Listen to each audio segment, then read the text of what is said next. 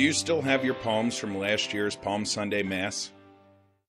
If so, on Sunday, February 26th, following the 5:30 Mass, we will once again have the ritual palm burning. The palms from last year will be burned to make the ashes for this year's Ash Wednesday celebration. If you would like to bring back your palm, we will be collecting them the weekends of February 18th and 19th and February 25th and 26th.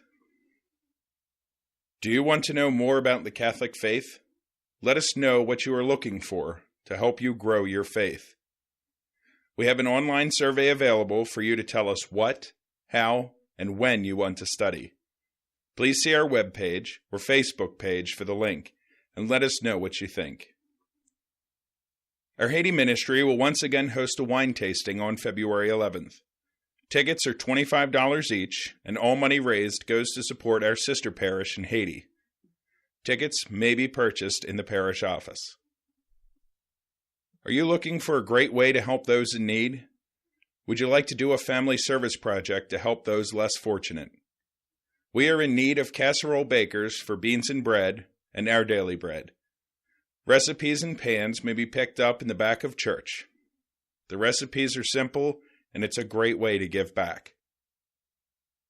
This weekend, we continue to pray for vocations. In an effort to highlight vocations even more, we will be showing a short video each week with a vocation story of one of our 4 seminarians. Well, I'm currently in my 4th and final year of theology at St. Mary Seminary and University here in Baltimore, so I'm only a few months away from being ordained a priest. And looking back on my vocation story, I guess it all kind of started, at least in a concrete way, when I was a junior in high school. I went to a public high school, and so I was part of the religious education classes at my home parish at St. Patrick's in Franklin, Pennsylvania.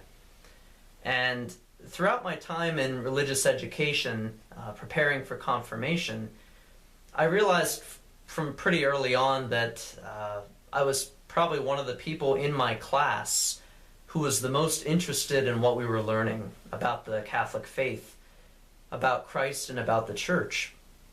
And so I knew from very early on that God had put a great passion in me for the faith that He has given me.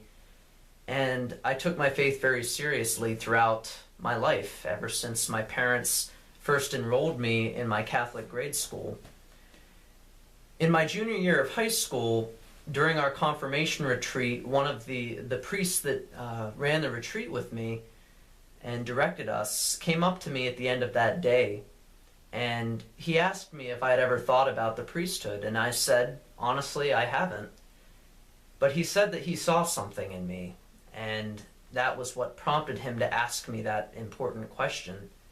And it really stuck with me ever since that one day of our retreat.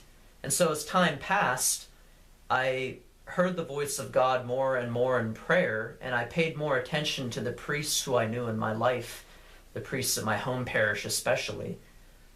And as I looked at them and as I paid greater attention to them, I really began to notice an amazing joy and an amazing peace that they had in their lives and in their priestly ministry. And I began to pay greater attention to the things that they did as a priest as well, especially offering the sacrifice of the Mass. And it really just began to dawn on me more and more that this was that something greater, that something more that God was calling me to. This was an extraordinary life, an extraordinary vocation that He wanted me to embrace. And as I began to hear this call more deeply, I answered it more and more, until I eventually entered college seminary straight out of high school. I'm very excited to be a priest. I know in my heart now that this is what I have been made for. This is what I have been made to do, what I've been made to embrace for the sake of God's people. I always knew that I wanted to devote my entire being, my entire life to something great. I just didn't know what it was. And I always knew that I wanted to help people, that I wanted to devote my life to serving people and to helping them. But I never really realized that God would be calling me to the priesthood to help people in the most profound way, to help them spiritually, to help their souls get to heaven. And so I would thank you, first of all, for all of the prayers that you have offered for me and for my brother seminarians. We definitely appreciate them, and we need them in this joyful but challenging journey towards the priesthood. And I would ask that you continue to pray for us and to pray for an increase in vocations to the priesthood, but also to pray for a deeper love and a deeper reverence for the priesthood, for this most precious gift that Christ has left to his people, to his disciples, so that they would not be alone, but that he might remain with them until the end of time. And now, to prepare ourselves to celebrate the Mass, let us join our voices together in prayer, saying the words to our prayer for vocations. The words may be found in the pew book racks. Gracious God,